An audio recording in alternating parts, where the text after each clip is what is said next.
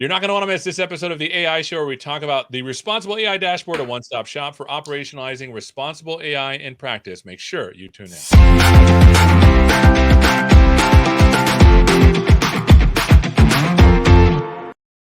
Hello and welcome to this episode of the AI Show. We're talking about Responsible AI Dashboard, the Responsible AI Dashboard, a one-stop shop for operationalizing responsible AI in practice.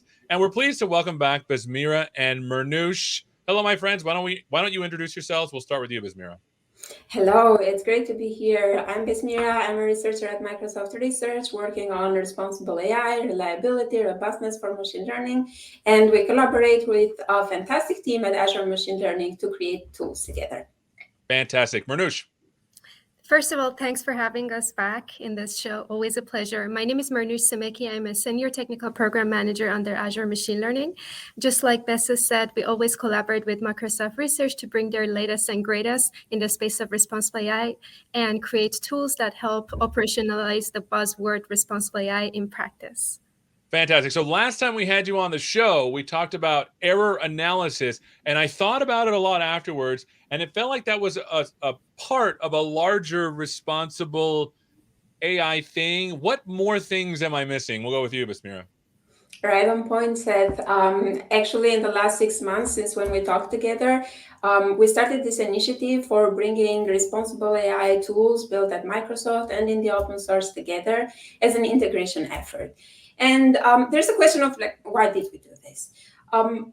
In many studies that we have run in the past 5 years, we have seen that machine learning engineers, data scientists, sometimes their work gets clunky and complex just because these tools stand in different places.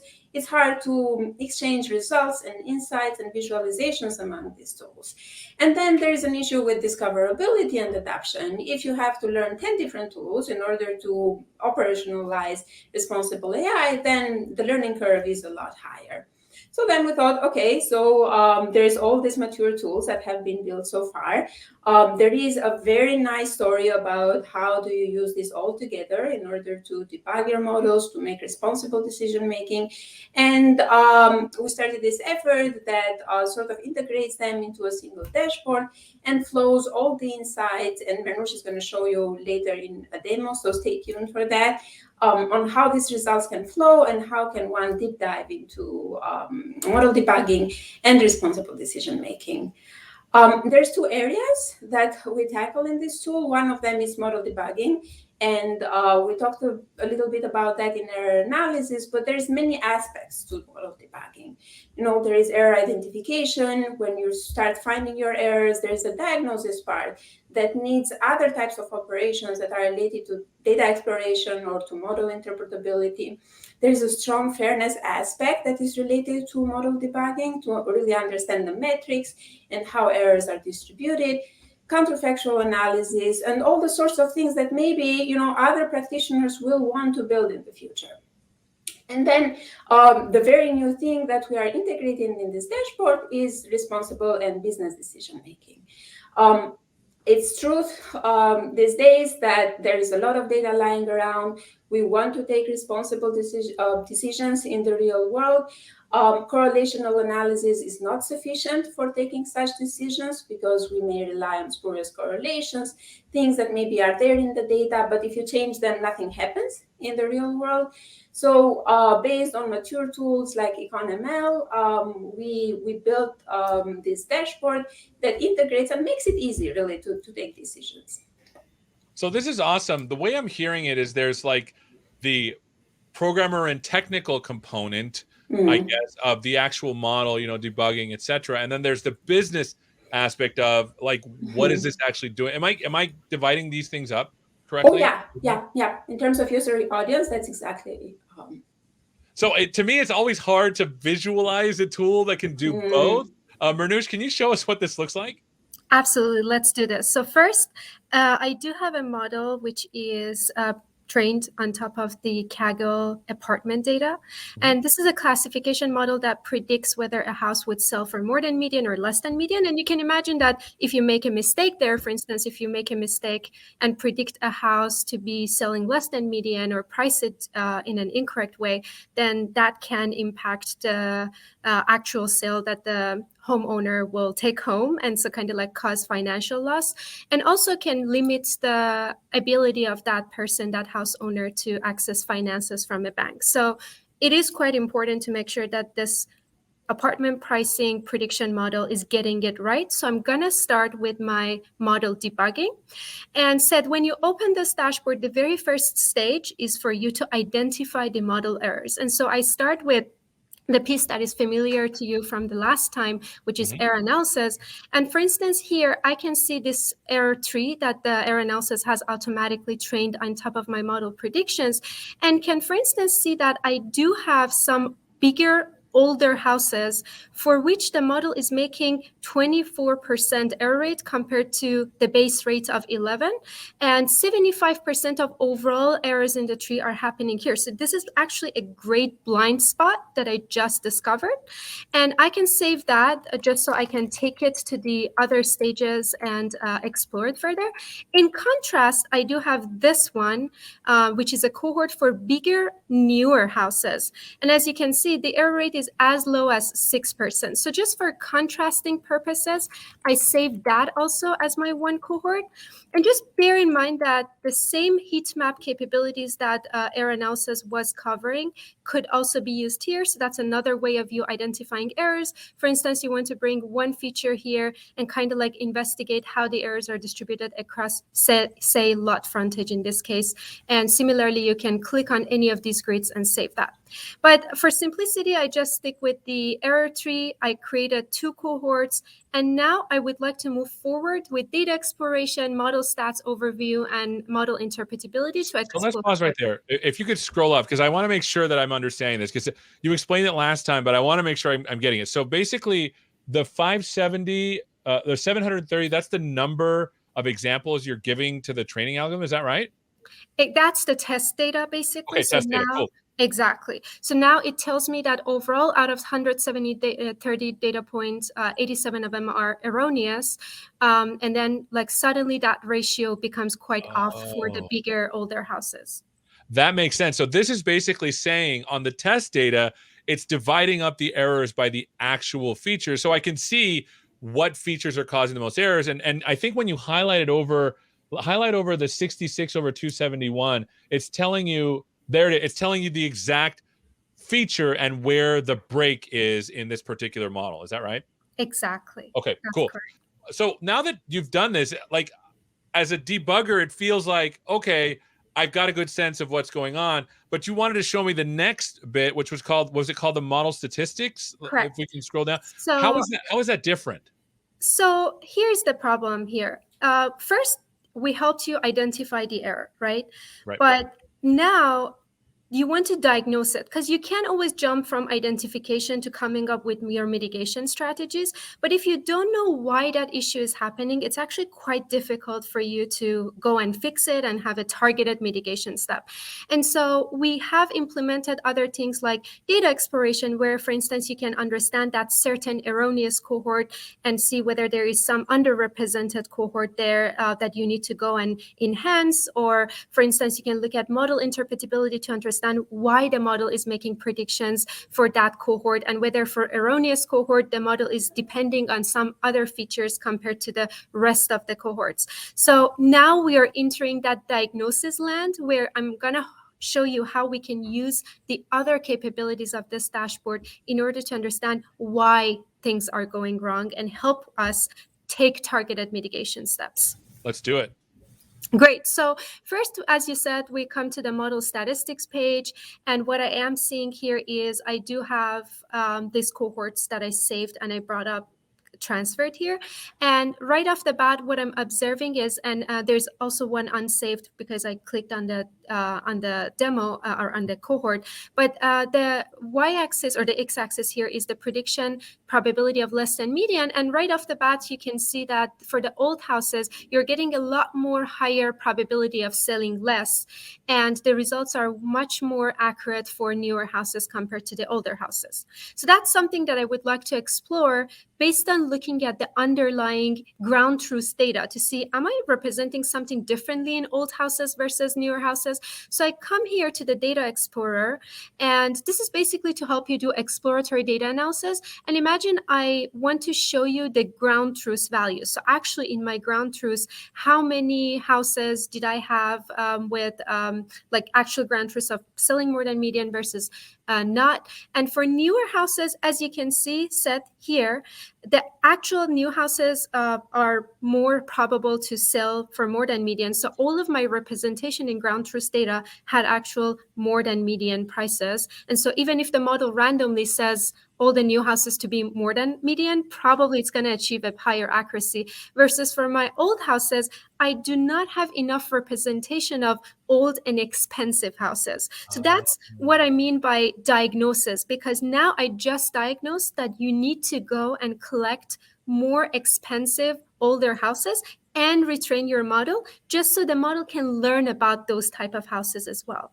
So let's scroll up because I want to ask a bunch of dumb questions because, you know, it's me. So let's scroll up to the box plot. These are called what are these plots called? Box plots? These are box plots, and these are basically tell you what is the median, 25th percentile, 75th percentile. So basically, this is now showing you the distribution of prediction probabilities and towards the less price. And so as you can see that the new houses, they have lower distribution towards less than median. So actually they're predicted to sell for more than median versus for older houses, that's not the case. I see. So this here is telling us, because if you scroll down, these are the probability. Well, I'm going to say quote unquote probability distributions of if it's less than 0.5, we're going to guess, you know, this. And if it's greater than 0.5, we're going to guess that. And we can see that new and old houses distribution wise are predicting on the opposite side. Exactly. And when you scroll down, you're saying, okay, let's look at the data. And what you've noticed is that you had an imbalance in data that has those particular features. Exactly. Okay. Exactly. That is absolutely correct. Cool. All right. What else you got? I mean, because it feels like now I'm done, right? I know that the problem is I need to collect more. I need to collect more of the older, expensive houses to get a better balance. And that's it, right? Is there anything else I need to do? You can also learn a lot more about how the model is making its prediction. And so I just get rid of this unsaved cohort and stick to my old data, old houses and new houses.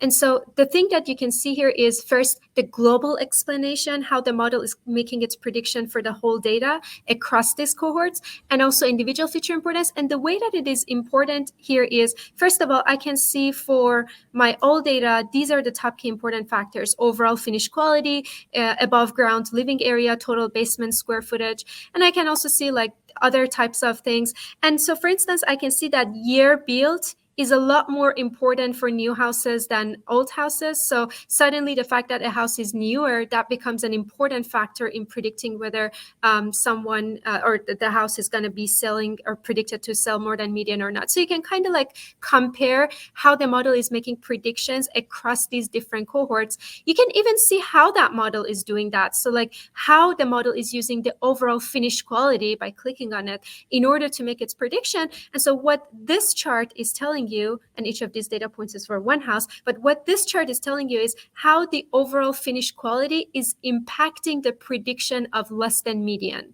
And so for the higher overall finish quality houses, that becomes that high overall finish quality becomes a negative indicator towards the less price, versus if the house is actually lower quality, then that factor becomes a positive indicator of that house is going to be predicted to have a lesser price. That's interesting. And so basically, I mean, this is like becomes a human version of the model where you're basically going in and saying, oh, wow, I've just learned a lot about this just by making a model. I don't even have to put this into production, but maybe I've learned something that I shouldn't put this into production, or I've learned something about the actual market. Correct. And so imagine like if neighborhood, which is highly correlated with ethnicity, was showing up as like one of the top two features, then you want to go and investigate more. You want to make sure that the model is not causing any fairness issues or harms for people being represented from different neighborhoods. And so that's how you can kind of like see, oh, is my model making its prediction based on the factors that make sense? Or is that just depending on some correlations, spurious correlations that are totally random? Got it. That makes sense. What else you got in there? So besides this aggregate feature importance, you can also investigate individual data points. So for instance, the cohort that I had up, I can first of all see how many correct and incorrect data points. I can take a look at them. I can click on one or multiple of them and compare the individual feature importance values as well. So this is the like individual house. So for Mehrnoosh's house, that has been predicted to be selling less than median. Why is that? What are the top key important factors? So it's actually a lot more targeted debugging for, say, Mehrnoosh's house, Theta's house, Besmira's house. And so that concludes our feature or model interpretability. And that takes me to another factor, which is also about diagnosis, which I call counterfactual analysis and what if. Okay. And the way that one works is, say I click on an individual data point, and what that shows me is, first of all, I can then create counterfactuals. Then let's open the buzzword counterfactual. Counterfactual data points are telling me what is the bare minimum change I can apply to that house, that set I just clicked on, which actually has a very high probability of getting the less than median prediction. So actually that is predicted to have a lower price. Mm-hmm. And what is the bare minimum change I can apply to this data point, to this house, in order for the model to predict the opposite class, which is actually predict a higher than median. And so if I now look at that, it's like, oh, if this house had a higher overall finish quality from 6 to 9, keeping all other features constant, then that house would have got a prediction of the opposite, which is higher than median prediction. And that's another way of first checking for some fairness issue that can creep into your model. Because if, imagine a loan scenario, if my counterfactual, my loan has got rejected by the AI, and my counterfactual is if that person had a different ethnicity, then that person would got the loan, then that's a major fairness issue. Oh, yeah. And so that's why we say this is an important debugging tool, but also it's great for customers in terms of decision making. Say my loan has got rejected, and I go and say, or let's say this example, my house has been predicted to have a lower price in the market, and I want to know what to improve in my house as a homeowner in order to get a better outcome from that prediction model. Then you can say that, oh, if you improve your overall house by like from 6 to 9, then that's when the AI is going to predict the opposite for you. And of course, you can do like free form what if analysis as well. So let's pause right there. So let me see if I understand it. So this counterfactual feature, what it does is it, because I thought you were going to perturb the things until you found it, but it actually figures out on its own, what can I change to make it predict the opposite in the least amount and the least destructive way. So you just changed from 6 to 9, and then it's over. And then there was other examples. Is that right? You got it absolutely right. And if it's a regression case, then it says like, give me a different range, and counterfactual automatically shows you what to do with that data point to land the prediction in that opposite range. So this is really cool. And this all feels like the developer model builder type of thing. But Besmira mentioned the business aspect of it too. And I think you might have hit on it a little bit, but can you dive into like, how can I make business decisions now based on these models? That's a very great point. Absolutely. And so inside the dashboard, you do have causal inferencing capabilities as well. And there are 3 different capabilities. So let's unpack that. There is no model here set. So it's just historic data. And I'm a business stakeholder from this company, this housing company, and I want to provide either house sellers, house builders, developers, and individual house owners with actionable insights as what to do in order to really change the price of their house in the market. We're not talking about the model, we're talking about historic data and whether we can do some causal analysis to provide them with that advice. And so now I'm looking at 3 different capabilities here. First is aggregate causal effects. And the way that works is I passed a couple of features to this part of my dashboard as my treatments. And so I own a bunch of houses, and I want to know, like on average, how increasing the number of garages or increasing the overall finish quality by 1 unit would impact the actual housing price in the market. And so this is giving me that kind of like view on all the data in this data set, and also gives me the confidence interval. But you might be an individual house owner, and you might say, but what about my own house? And so imagine I now click on Seth's house, and then I can see for Seth's house how changing, then if he goes and builds one more garage car, or if he goes and improve the overall finish quality by 1 unit, how much that would impact the actual housing price. And in this case, these are in K, so 43K if you add one more garage car, and 38K if you improve the overall finish quality by 1 unit. And you can even do causal what if, which is, don't mix them with prediction what if. Prediction what if says how changing a factor would impact the model prediction, but causal what if says, oh, if I increase the overall finish quality of this house from this to say another value, how would the actual price change in the market? So from 196K to 218K. So here's a question. Before we go on, and I'm sorry to interrupt because I'm learning a ton here. You're saying this is not coming from the model. Is this coming from pure statistics? Because I'm seeing like z-scores and p-values. Is it just doing an analysis over the entire data set and then using that probability, the probability theory, to generate the numbers?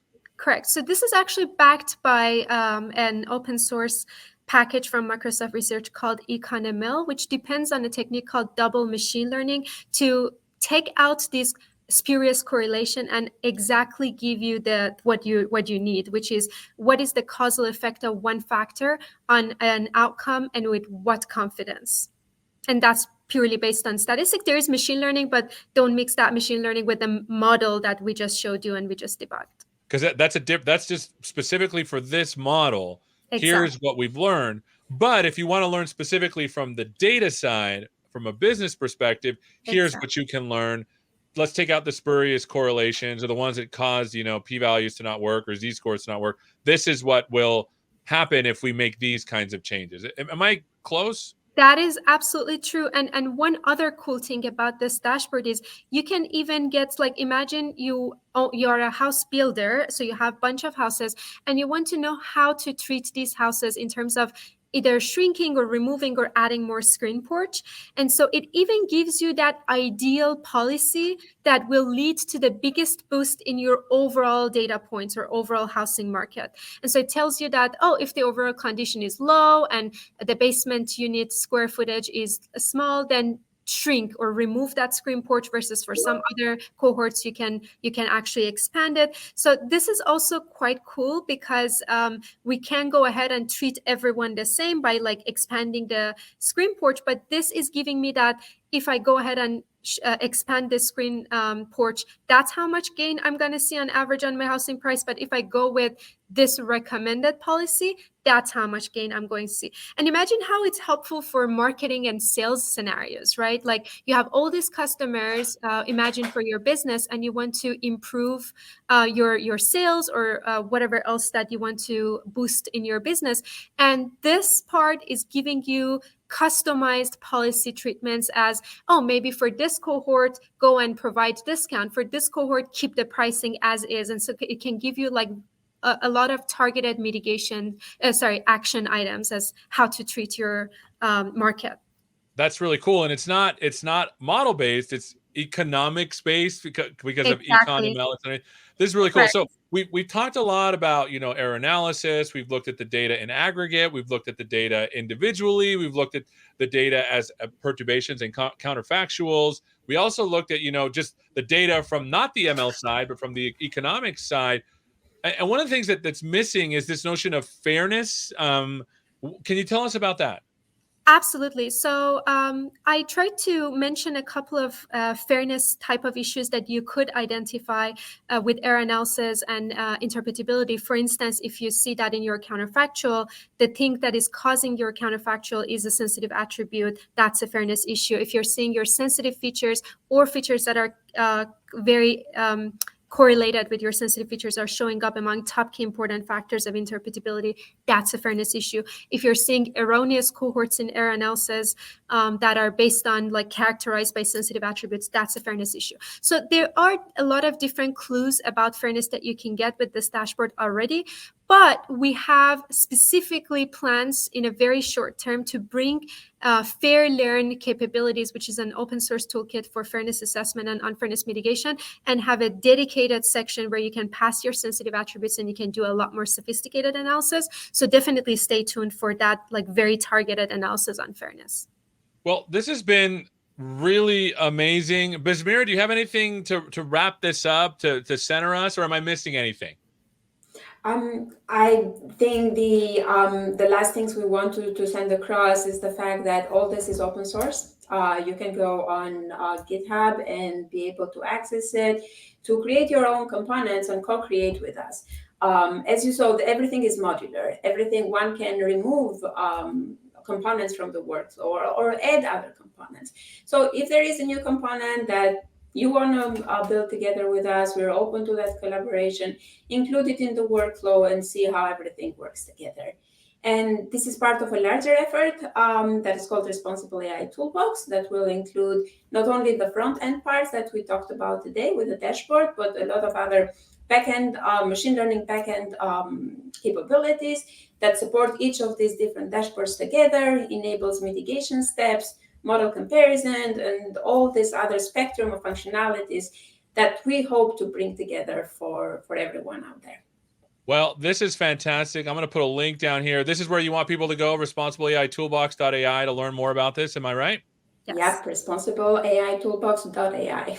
Fantastic. Well, my friends, this has been simply amazing. We've been learning all about Responsible AI Dashboard, a one-stop shop, literally, because we went through all this stuff, one-stop shop for operationalizing responsible AI in practice. Thank you so much for watching, and hopefully we'll see you next time. Take care.